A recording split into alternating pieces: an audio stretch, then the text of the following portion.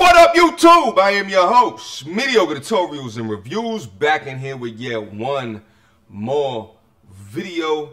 Guys, listen, I actually didn't get this request at all, but it came across my timeline and I felt like I had to react to it because, you know, over here we call a spade no matter what. So without further ado, let's just get right in it.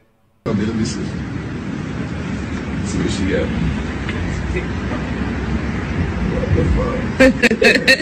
Some cologne. Cologne? Yes.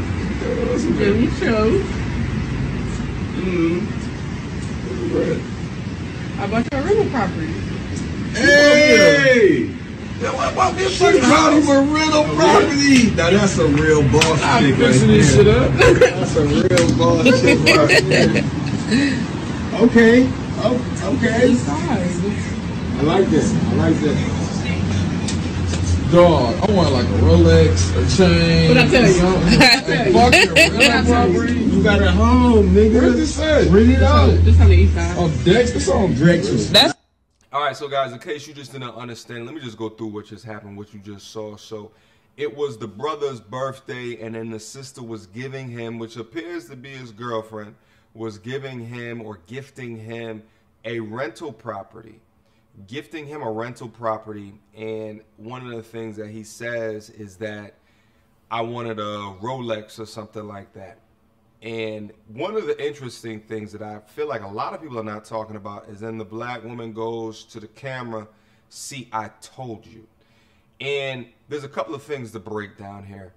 Number one, this version of hood booger, I know you guys hear me say that word from time to time all across the channel. I'm not just talking about women when I say that.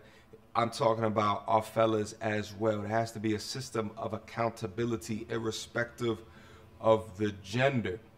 There's this thing that we have gone through. We have convinced ourselves that irrespective of the content of our character, the things that we wear or the things that we show other people that we have amounted to is how we determine how valuable that we are. And this is especially prevalent in the black community. I want to show you guys another video. Hold on for a second. The secret of selling to the Negro is expressed in one word. That word is recognition. Now, there's nothing unusual about that. People want to be recognized. They need recognition. That's basic in all of us. But perhaps because he's had so little of it, the Negro needs even more. He needs to feel important and appreciated. This need is a very real and important one. It shows up even in many of the Negro's shopping habits. Anyone who sells or wants to sell to the Negro customer should know about some of these habits. 3 habits in particular play a big part in every sales transaction. To begin with, most Negroes buy by brand. They ask for products by name. They're quick to turn down off-brands.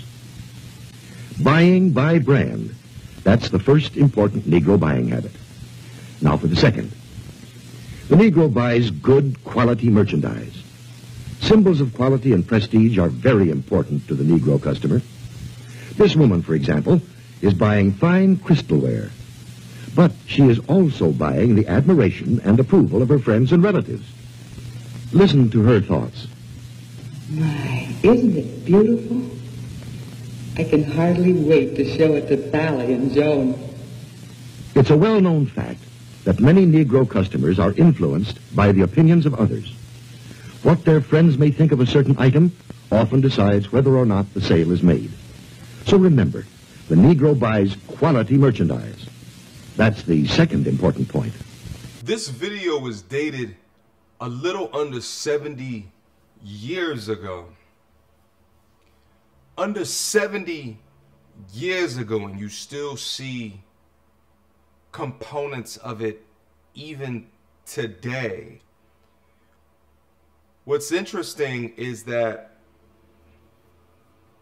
the narrator describes that, yeah, people like to be recognized, they like to be affirmed, they like to be validated, but perhaps the Negro hasn't been recognized for so long, they feel this inherent need to now be recognized. This was an instructional video created almost 70 years ago to sell to a new and up-and-coming market of black buyers. Now, although there's not training videos today with this focus specific to black people, they still use the same tactics. So I ask you, why is it that so many of us are red pill when it comes to dating, but we are not red pill when it comes to financial literacy and financial education and the things that will really ascertain wealth so we can build wealth for our generations that are coming after us? There's a lot of you guys that are still on this blue pill financial mindset journey. You don't understand what an asset is. You don't understand what a liability is. That Rolex, that's a liability. Buying a condo with no mortgage, that is an asset. That's the starting pack for building wealth within our generation. But instead, you want to spend it on something that's flashy, that makes you feel, at least in the short term, better about yourself because of the recognition. Meanwhile, the more recognition that I'll give you, or respectable dudes will give you, is not based off of how flashy that you are, how you portray yourself, when in actuality, you may not have more money than the next man. You may not have more assets than the next man, but the next man is red pill in his financial knowledge and literacy. So he doesn't feel the need in order to portray to you what he actually is. Similar to how a dude who's really an alpha doesn't have to tell you that he's an alpha. There's a lot of you that's still in this blue pill financial literacy as well as dating literacy mindset. I mean, let's call it a spade a spade. But it's crazy to me that we have examples of the things that we're seeing right in this video from 70 years ago that are still infused into the mind of dudes who look like me today. So upgrade yourself. Think differently. And salute to the queen for trying to upgrade that young man. And the last part that I wanted to hit on is, as I said earlier in the video, she said, I knew he was going to do that. And the thing is it's not your job to retrain a man.